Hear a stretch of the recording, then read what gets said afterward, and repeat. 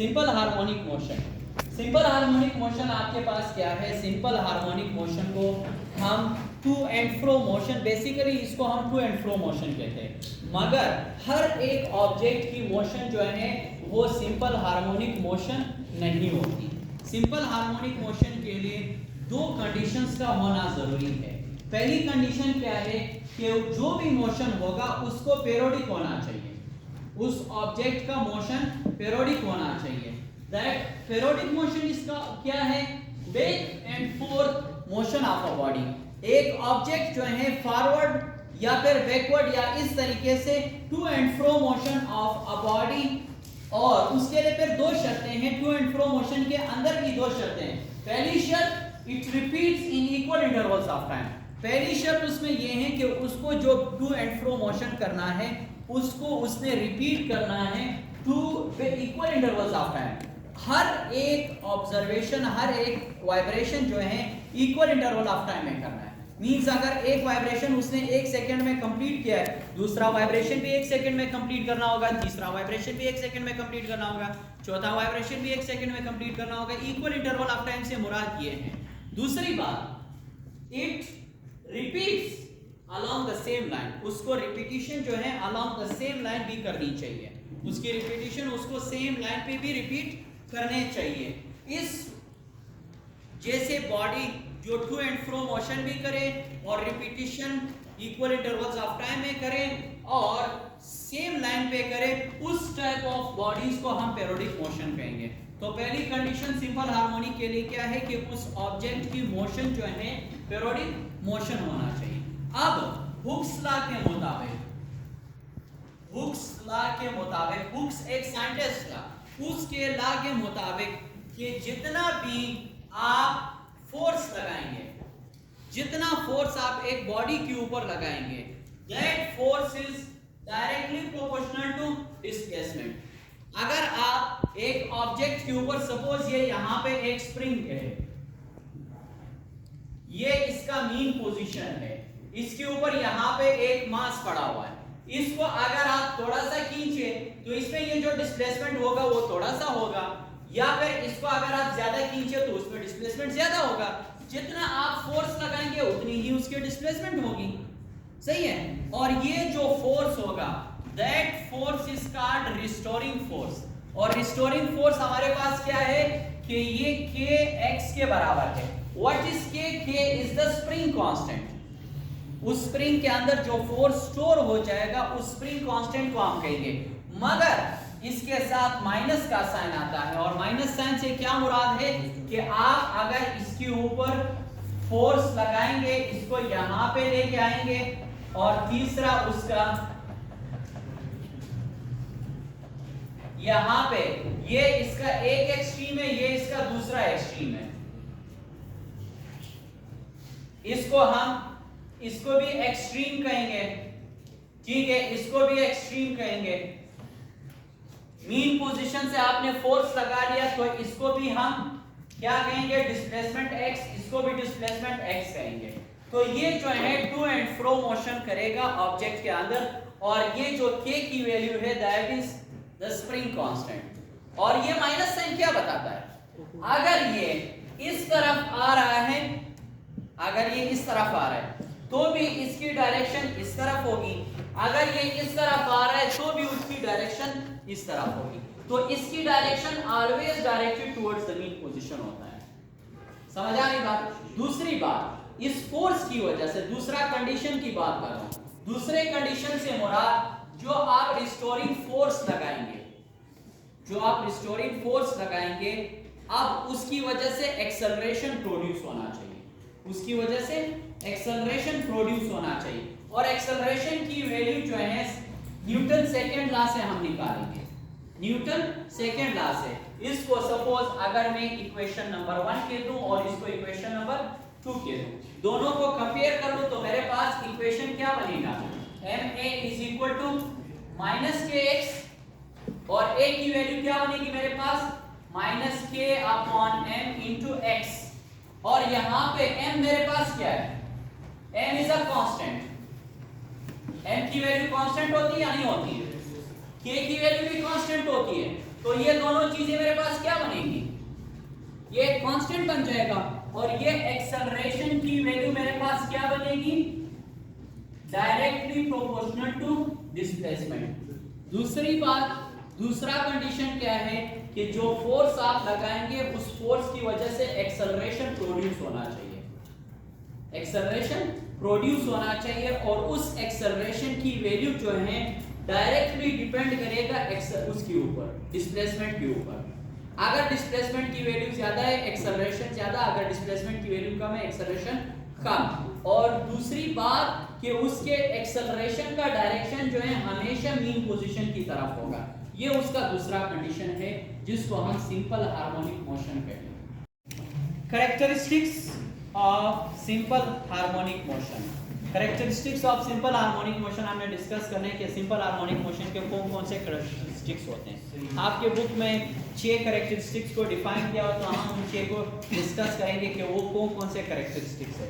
पहला जो है उसको हम कहते हैं इंस्टेंटेनियस डिस्प्लेसमेंट। इंस्टेंटेनियस डिस्प्लेसमेंट से मुराद क्या है, यहाँ भी जो हमने इस फिगर को डिस्कस किया है कि ये जो पेंसिल है ऊपर नीचे होता रहे, ठीक है, अब उसका जो नोब है वो ऊपर नीचे होता है, इस तरीके से वेव बनाएगा। अगर किसी भी एक इंस्टेंट पे, इंस्टेंटेनियस लफ्ज से मुराद when t approaches to 0, t की वैल्यू हम इतना स्मॉल कर दें कि उसको अप्रोच टू 0 कर दें, इंस्टेंटेनियस से मुराद यही है।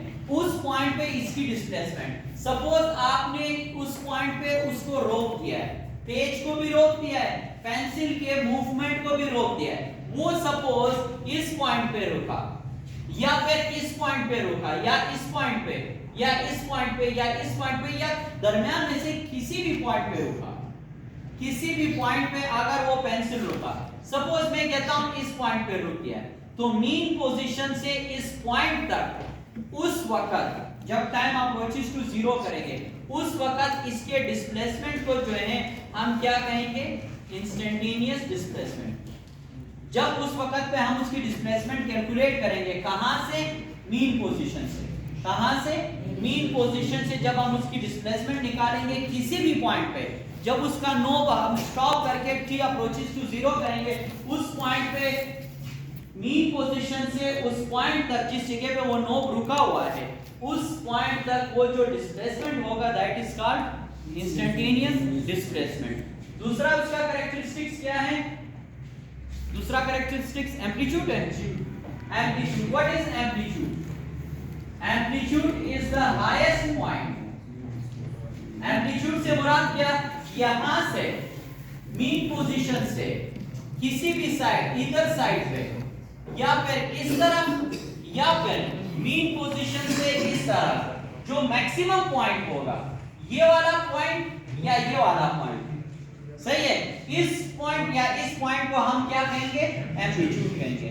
Maximum point on either side from mean position, mean position से मैक्सिमम पॉइंट अगर इस तरफ है या इस तरफ है, दोनों तरफ में से किसी भी, इसको भी एम्पलीट्यूड कहेंगे, इसको भी एम्पलीट्यूड कहेंगे। बात समझ आ रही। तीसरा क्या है हमारे पास, vibration. What is vibration, vibration किसको बोलते हैं, वाइब्रेशन किसको बोलते हैं कि ये नोब यहां से चला है और सेम इसी डायरेक्शन में अगर एक साइकिल को, एक चक्कर को मुकम्मल करे, ये यहां से जाएगा ऊपर की तरफ, ऊपर से वापस नीचे आएगा। अब यहाँ पे इसने एक चक्कर कंप्लीट किया है, एक चक्कर कंप्लीट नहीं किया है, क्यों, क्योंकि आप इसने इस डिस्प्लेसमेंट को, इस रास्ते को दोबारा रिपीट नहीं करना है, अब इसने नीचे आना है, तो इसका अभी तक एक चक्कर कंप्लीट नहीं हुआ। अब जब इसने वापस नीचे आया, अब यहाँ तक आ गया, तो यहाँ से और यहाँ से, इधर से भी इसने ऊपर जाना है, इधर से भी इसने ऊपर जाना है, तो यहाँ से यहाँ तक इसने एक चक्कर कंप्लीट किया है। यहाँ से यहाँ तक इसको जितना वक्त लगा है या यहाँ से वहां तक इसको जितनी देर लगी है, वो देर कितनी देर में इसने ये एक चक्कर कंप्लीट किया है, दैट इज कॉल्ड वाइब्रेशन। यहाँ से यहाँ तक इसने चक्कर जो है जितनी भी देर में कवर किया है, 1 मिनट, 2 मिनट, 5 सेकंड, 10 सेकंड, जितनी भी देर में ये जो डिस्प्लेसमेंट इसने कवर कर लिया है, that is called vibration, that is called vibration. Fourth क्या है, टाइम पीरियड। टाइम पीरियड से क्या मुराद है? टाइम पीरियड से मुराद कि यही वाइब्रेशन जो है, एक वाइब्रेशन यहां से यहां तक ये कितनी देर में मुकम्मल करेगा?